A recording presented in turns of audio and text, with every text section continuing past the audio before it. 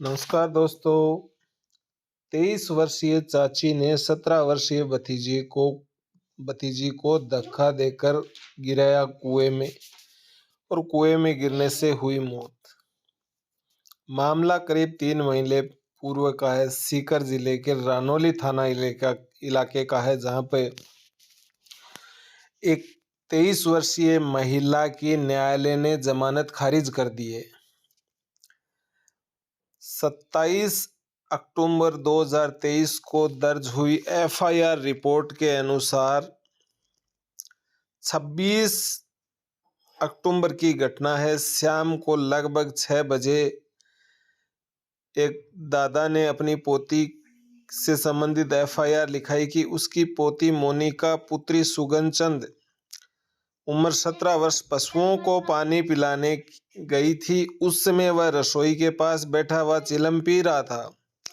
अचानक चिल्लाने की आवाज आई तो वह भागकर गया तो रास्ते में उसके छोटे बेटे की पत्नी ऐश्वर्या उर्फ अंजू मिली, जिससे उसने चिल्लाने की आवाज के बारे में पूछा तो बताया कि मोनिका कुएं में कूद गई है। इतना बताकर उसने अपने बेटे को गोद में उठाकर घर के अंदर जाकर अपने कमरे को अंदर से बंद कर लिया।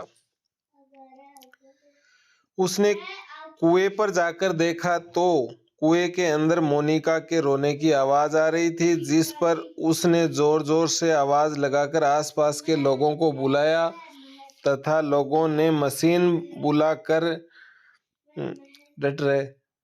बुलाकर मोनिका को कुएं से बाहर निकाला। उसमें मोनिका जिंदा थी और दर्द की वजह से रो रही थी। मोनिका को इलाज हेतु उसकी मां और आसपास के लोग गाड़ी से एस के अस्पताल लेकर चले गए। रास्ते में मोनिका ने गाड़ी में मौजूद अपनी मां बिदामी, मोहन, विनोद, सुभाष, बाबूलाल व कमला देवी के सामने बताया कि वह भैंस की खल भिगोने के लिए कुएं के पास स्थित नल में पानी लेने गई तो वहां पहले से मौजूद उसकी चाची ऐश्वर्या ने कहा कि कुएं में कुछ गिर गया है। जब वह और उसकी चाची कुएं में देखने गई तो चाची ने उसे पीछे से धक्का देकर कुएं में गिरा दिया।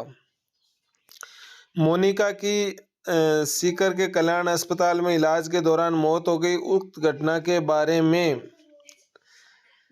इन सभी गवाहों ने पूरी जानकारी दी।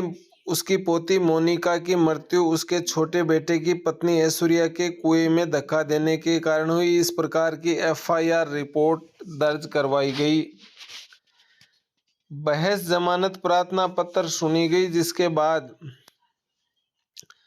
बचाव पक्ष की तरफ से कहा गया कि मृतका मोनिका को कुएं में धक्का नहीं दिया गया बल्कि वह स्वयं ही गिरी है और प्रकरण में अभियुक्ता को झूठा फंसाया गया है।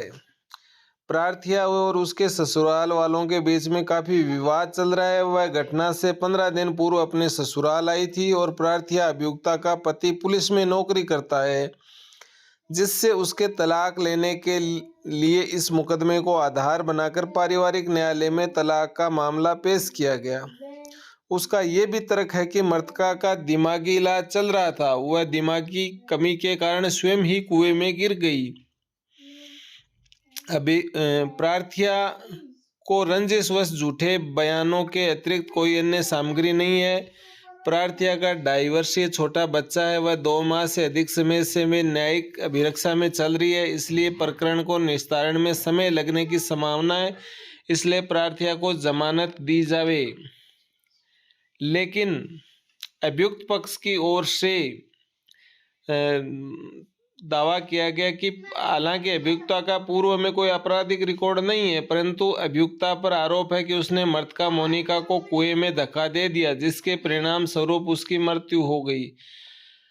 प्रकरण में विचलित होकर मुख्य गवाह की साक्ष्य लेखबद्ध की जानी शेष है। इसलिए जमानत के प्रकरण पर अपराध की गंभीरता, उसे कारित करने का तरीका और समाज पर पड़ने वाले प्रभाव इत्यादि को भी देखा जाना चाहिए। प्रकरण के सभी गवाह है अभियुक्ता के रिश्तेदार भी हैं, अतः जमानत का लाभ देने से अभियुक्ता द्वारा इन गवाहों पर मानसिक दबाव डालने की संभावना से इनकार नहीं किया जा सकता। इसलिए तथ्यों व परिस्थितियों की भिन्नता के मद्देनजर प्रार्थिया को जमानत नहीं दी जाए। न्यायालय ने प्रार्थी अभियुक्त ऐश्वर्या अंजू उर्फ अंजू पत्नी मुकेश कुमार उम्र 23 निवासी राम सिंहपुरा तहसील शिशु पुलिस थाना रानौली की ओर से प्रस्तुत जमानत प्रार्थना पत्र को खारिज कर दिया।